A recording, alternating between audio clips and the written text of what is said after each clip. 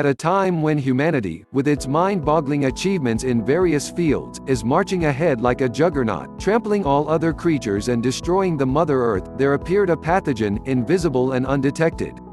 And, the seemingly doomsday pathogen brought the entire humanity to its knees and pushed it into a dreadful huddle.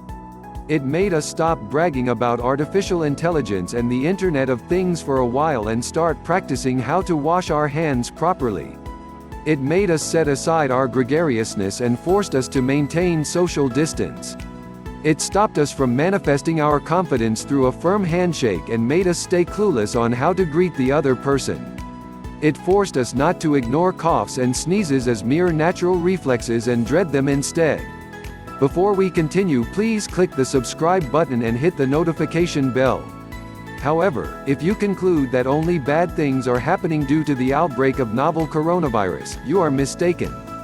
The relentless spread of the pandemic has brought about an unintended climate benefit through reduced pollution, which led to cleaner air and water. Not only this, it even made many people shun the consumption of meat and turn vegetarians, at least temporarily. And, most importantly, humanity realized the unpleasant fact that its seeming invincibility is only an illusion and it continues to be vulnerable to various unforeseen threats. The virus outbreak even created many odd situations. Normally, nations, when they observe the advent of a dangerous enemy, go out all guns blazing to neutralize it. But now, they are forcing all their citizens to hide behind their four walls and wait for the invisible enemy to pass. If you sit in front of your TV most of the time, you are branded as a couch potato. But now, they want you to sit in front of your TV for God's sake to save humanity. And the globe-trotting businessmen and professionals, who are normally looked up in awe, are now being suspected and treated with contempt. As the deadly pathogen keeps spreading like a wildfire, it is likely to bring about some radical changes in the way we perceive things and lead our lives.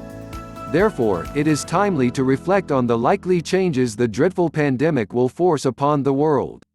Deglobalization, globalization, which brought prosperity to some sections of the society, has been under the scanner in the developed world for shifting manufacturing facilities to the Third World and allowing the Islamists to invade Europe in the garb of asylum seekers.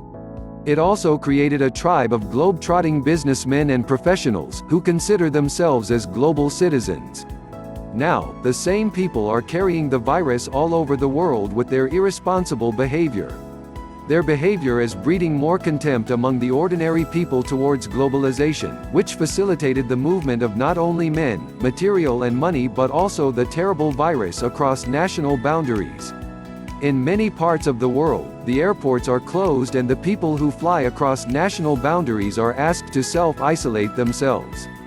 The closed airports, quarantine centers, and isolation wards may well prove to be the ground zero of globalization.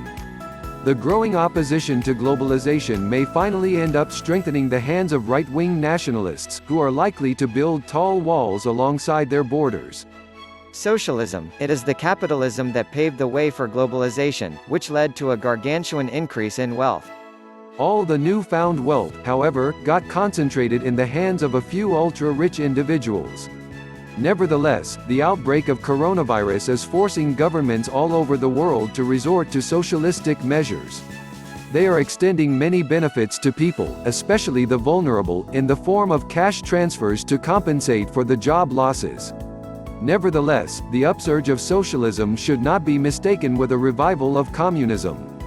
Because, the communism, with its violent history, became so unpopular that people may not be willing to submit themselves to their totalitarianism once again. In fact, the complete lack of transparency and conspiratorial secrecy maintained by China's communist regime in dealing with the virus outbreak is responsible for this current crisis. Strong governments, for a long time, economists and social thinkers emphasized on minimum government, restricting its activities to only some fields such as defense and policing. The virus outbreak, which requires a Herculean effort to contain, once again brought the importance of government machinery to the fore. Only a strong government with its institutions and men in uniform can deal with a crisis of this magnitude. Now, the people, communities, and organizations are seeking government support to sail through the crisis. Even the big corporates, who advocate laissez-faire during normal times, are demanding bailouts and stimulus packages to kickstart the slowing economy. Changing dynamics of crisis management. Normally, after every crisis, whether it is a terror attack or an economic crisis, the state heads reassure their citizens not to panic and urge them to show resilience by getting on with their usual lives. But now, we are observing a completely different phenomenon where the state heads across the world are resorting to scaremongering to force people to stay indoors. The reaction of the people to coronavirus threat has so far been undisciplined. If people don't mend their way, governments may even resort to the use of high-handed methods to bring the situation under control.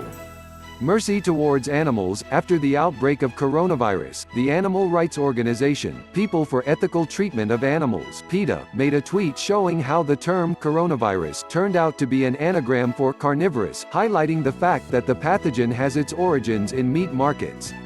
The relentless proliferation of non-vegetarianism, in addition to causing excruciating pain and suffering to animals, also turned the slaughterhouses and meat markets into the sources of various pathogens.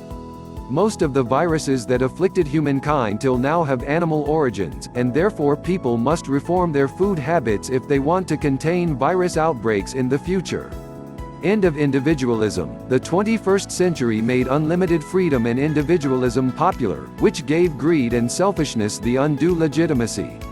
But the unceasing virus outbreaks are forcing people to set aside their individualism and withdraw into the protective cocoon of collectivism by sacrificing their rights and freedoms.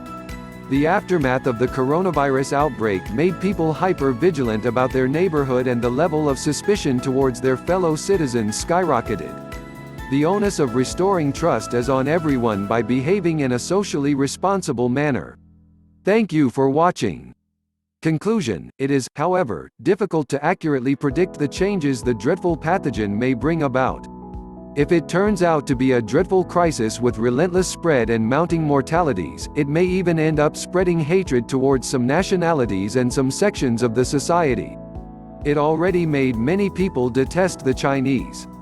It may even make people detest frequent flyers and the people who frequently go on binge partying and compulsive shopping. It may make social distancing permanent, and it may even make the society love those people who manifest introverted nature. So, let's wait and watch how the world is going to emerge out of the pandemic.